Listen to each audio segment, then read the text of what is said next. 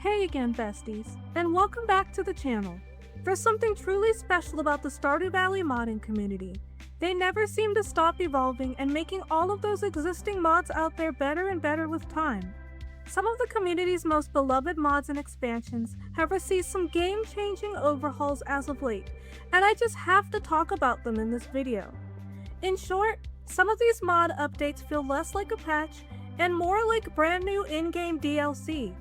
I've honestly been waiting to talk about some of these updates for a while now, and I'm so excited to finally explore some of these with you all and show you how these updates have transformed my own game. So if you're ready to discover why your mod folder is about to get a little bit heavier, then be sure to hit that like button and subscribe to the channel if you haven't yet, so you never miss another one of these mod showcases. Now without further ado, let's get into these mods. Let's kick things off with a mod that I just can't get enough of lately. I've gushed over this mod in a past showcase video, and was absolutely blown away with how much content was already included in it. But you guys, the author seems to be working on overtime with this masterpiece. I'm talking about Kalash's More Fruit Trees by Kalash. This mod has been anything but a one and done download. With each update, the author has added new tree seeds and recipes to discover pretty much every single time. The latest version, 1.1.0, is a perfect example of this. It not only tweaked several existing issues with the previous version, but it also added some brand new items including cassava seeds, rubber seeds, and a ton of new recipes to the game. And since my previous video on this mod, there have been a ton of other neat things added, including pink grapefruit, banana blue java, lemon tree, and even a chocolate press. These are just the tip of the iceberg of what all there is to do in this mod, and I'm constantly checking Pierre's and the Star Drop Saloon after each update for new seeds and recipes to buy. The author also included a brand new optional add-on for making fruit juice with these new fruits. This has been the perfect mod for my game, and I can honestly say that I haven't been this excited over a mod like this in a minute. It really goes to show you that a great mod isn't just about the quantity of content, but the quality of care put into every little detail, and this mod really speaks to that. I'll be honest, besties, I had no idea this mod even existed until I scrolled past it on the latest update page, and I had to do a double take. That's the thing about Nexus mods. Sometimes the quietest mods are hiding the biggest surprises. And PixelPals Plushies by Void Witch Cult is exactly that kind of hidden gem. This mod adds dozens upon dozens of adorable high-quality plushies from various mods and expansions to your game, including Mr. Ginger, Aspen, Lucille, Ridgeside Village, and more. This recent update added a bunch of new Sunberry plushies, as well as some of possibly Clown's most iconic NPCs, and a few miscellaneous NPCs as well. It also adds a brand new PixelPals machine to Pierre's shop that's impossible to miss. This mod is purely decorative, but the scale of what it comes with is what got me. The recent update didn't just add a few new items, it added a massive number of new plushies to discover. I'm planning on stuffing my kids' room full of plushies eventually. Whether you're a hardcore collector or just someone who wants their virtual home to look a little more cozy and cute, this mod is an absolute must-have after this recent huge content drop. You know, there are those mods that just feel like they have a life of their own, constantly growing and changing with every update. The Stardew Squad by Talia Fawnheart is absolutely one of those mods. I've covered it a ton of times in the past, but every time I check back, there's always something with it. And with the latest updates, it's evolved from a cool novelty into something that genuinely feels like an essential part of my game now. A recent update for this mod added a bunch of new features that genuinely enhance the overall adventure experience. First off, recruited NPCs can now ride with you on your mount, so now you don't have to feel like you're leaving them behind anymore. The author also added the shearing and milking tasks to your recruited NPCs, meaning squad members can now help you with the daily animal chores. That alone is a massive time saver, especially for those of us with 20 or more farm animals. What also really got me were the recent bug fixes. The author fixed NPCs walking off the map when the squad is empty, sinking into water when crossing bridges, and even the issue of NPCs looping when performing certain idle animations. Oh, and they fixed a bug where recruited NPCs were reacting negatively to slingshot hits. It's this level of dedication and love that really makes me look forward to future updates for this mod. Now let's look back to a mod that I was so excited about the first time I covered it, but I'll be honest, it had a pretty rough launch. I'm talking about the Gem Seashores mod by Iman111. When it first dropped, the concept was a dream come true. It added stunning new beach areas, an overhauled vanilla coastline, the ability to visit the flower dance area outside of festival days, and a whole lot of potential. But in practice, well, let's just say my farmer did a lot of walking into invisible walls and clipping through the sand. It was one of those mods that had a brilliant heart but needed a bit more polish. Well, the creator has been hard at work in recent updates, and I'm thrilled to say that the majority of those pesky launch issues have been completely ironed out. The main beach map has been polished to look more natural and aesthetic. The new forest beach area is now fully accessible, and the West Coast cave no longer swallows you into the void. The pathing has been fixed, the forest spawns are working correctly, and the whole experience now feels as smooth and immersive as it always promised to be. And for those of us who play with Stardew Valley Expanded, the bridge is finally working properly. I remember when the mod first came out, it was pretty much impossible to visit the flower dance location with Stardew Valley Expanded installed due to the bridge missing. If you, like me, were excited about this expansion but held off because of the early bugs, now is the perfect time to dive back in. I can safely say that it's finally the tropical paradise that we all wanted it to be. All you Lance fans out there, myself included, it's time to rejoice. Homewrecker Lance by Freaky Biscuit 1 was just overhauled, and let me tell you, the recent update has me falling in love with him all over again. For those who haven't seen it yet, this mod is a complete visual reimagining of Lance. This is a full-blown makeover that gives him a fresh, gorgeous portrait, and a brand new sprite that fits in perfectly with Stardew Valley's art style. And this recent overhaul? It's taken this mod from great to absolutely essential.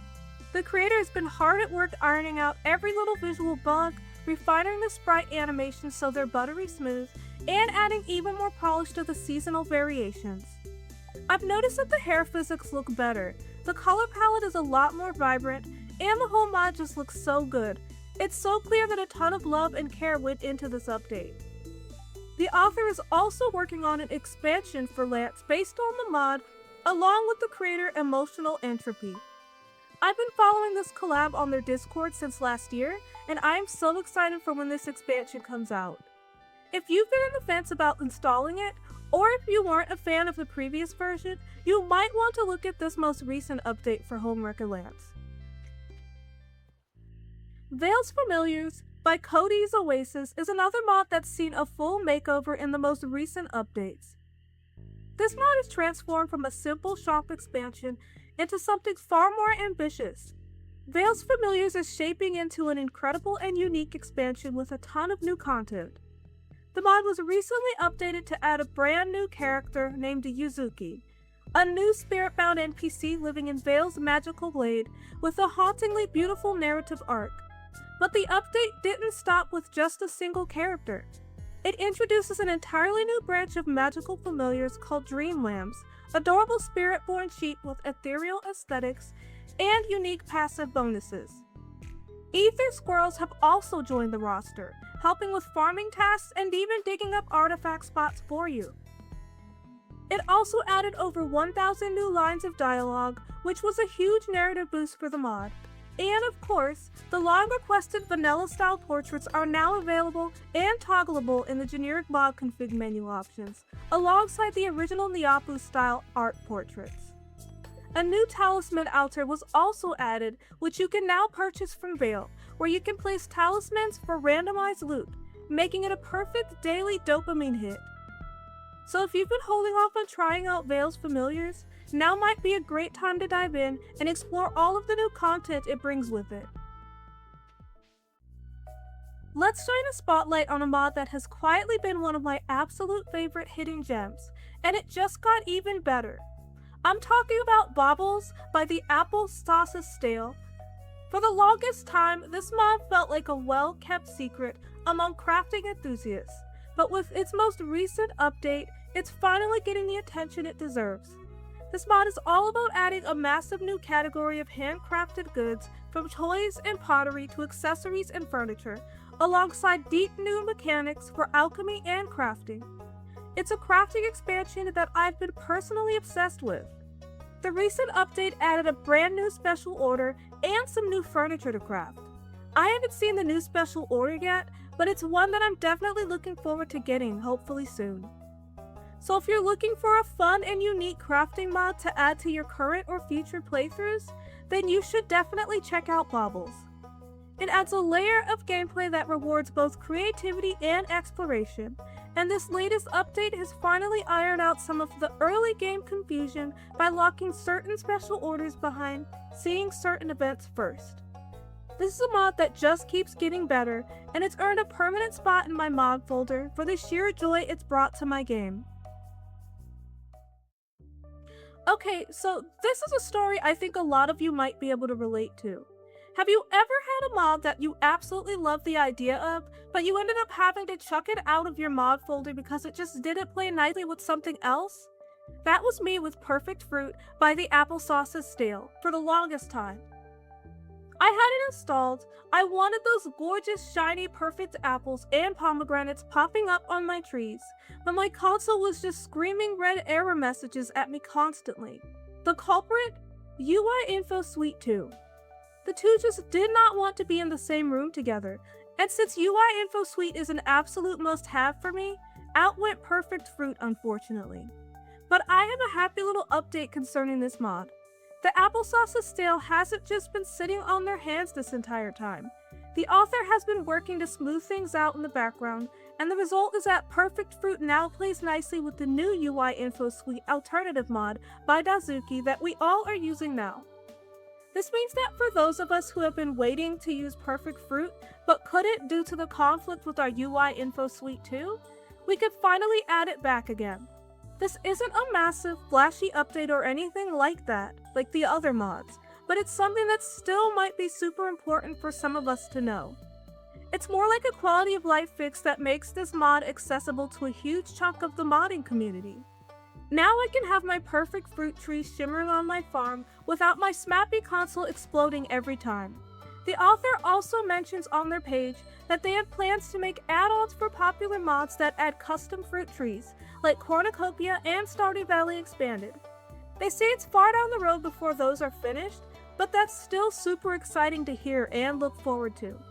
For now, this small compatibility breakthrough has really made my day. So if you were in the same boat as me, then it's time to go re-download Perfect Fruit. It finally works the way we always wanted it to. Last but not least, let's talk about the beating heart of one of Stardew Valley's biggest and most beloved expansions. You know, it's one thing to create a massive mod like Scarp. It's quite another to keep it running like a well-oiled machine year after year, especially as the base game and dozens of other mods constantly evolve around it. It's an unglamorous, often invisible, and absolutely exhausting task, but LemurCat has been tackling it with incredible dedication. You just have to look at the recent update, which was less about flashy new features and more about taking a sledgehammer to old bugs, streamlining how everything works, and completely future-proofing the code. Consistently, they update the mod and stay active in the comment section, even when the news isn't always great.